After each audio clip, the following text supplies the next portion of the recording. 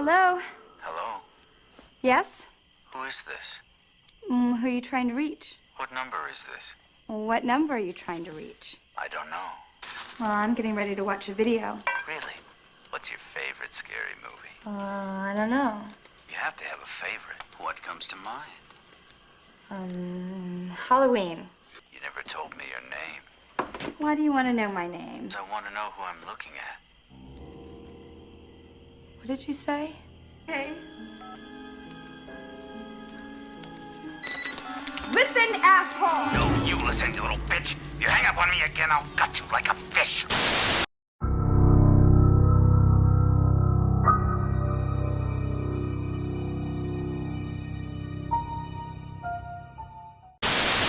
What's going on, Spooky Gang? It's your boy Tech. Welcome back to Terror of Tech. I hope y'all having a blessed day. It's another day, it's another video for my good people. So hey, show your boy some love and go ahead and leave a like. Shoot, might as well go ahead and hit that subscribe button too. Don't be stingy. Shoot, I ain't asking for your firstborn child. I don't want none of that. I just want to spread more of that good old horror content for all the horror fans out there. So go ahead, subscribe to the kid and like, tell a friend, something. So with that being said, we're talking about the movie that changed horror. Before we get to that movie, come take a walk with me through the history of horror. So boom, starting off in the 80s, you're coming off the success of Texas Chainsaw, Halloween, and a bunch of great horror movies so now you have the slasher craze booming. So you get movies like Friday the 13th, you get Nightmare on Elm Street, Sleepaway Camp, Maniac, The Burning, just mad different movies. So then during the mid 80s, that's when horror films started to become a little more comedic. So we get all the horror comedies such as House and Ghoulies, Critters. And, a lot of this, bled into late 80s and the early 90s.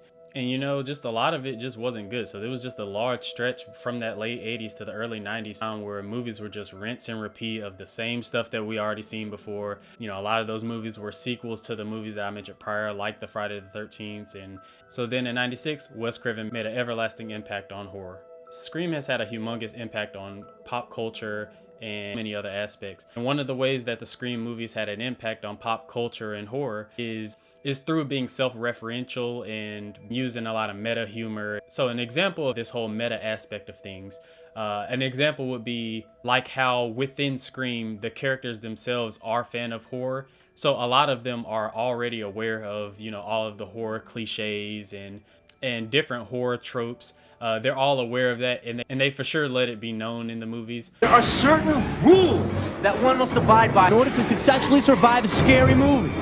Number one, you can never have sex. Hey, shoot, this me. Never, ever, ever, under any circumstances say, I'll be right back. Because you won't be back. Get another beer, you want one? Yeah, sure. I'll be right back! And so what makes that cool is because you have these characters in a movie that are, playing a character, but they're also aware of the fact that they are a horror character in a movie. So they try to avoid the different cliches that a horror character might go through. It's just an interesting concept, and then it spawned so many different movies after that. So you have movies like, I Know What You Did Last Summer and Faculty, and there's just so many different movies that you could really see the influence of Scream from. The scary movies. Every movie had this sort of like tongue-in-cheek type of feel to it. It's just basically like a little wink to the audience. We're all horror fans. We're all going to the movie theater to see it, and then just to see that horror characters are aware of the situations that they're in, and they're aware of other horror movies within their own universe. Like that's what makes that whole concept cool, and really how Scream took everything by storm. Now, to keep it a bean, were all the movies that Scream spawned good? Absolutely not. But it's really something fresh and new, and something that the horror genre really needed at the time. Like I said, because just so many movies were not hitting on anything leading up to that point. Let alone all of the characters that are in it, like with Stu and Billy. And then it just being iconic with it being two killers, and there's just so many different aspects that were great for it. Scream is definitely a movie that deserves its flowers, and it's for sure gonna get it today. That's all we got, Spooky Gang. Leave a comment down below. What do you think of Scream, and what do you think of Scream's impact on horror, pop culture, and society in general? And like I said, go ahead, subscribe to the kid. Go ahead, hit that like button. Always have more content on the way for the gang. You already know what the vibes are. So until next time, stay spooky.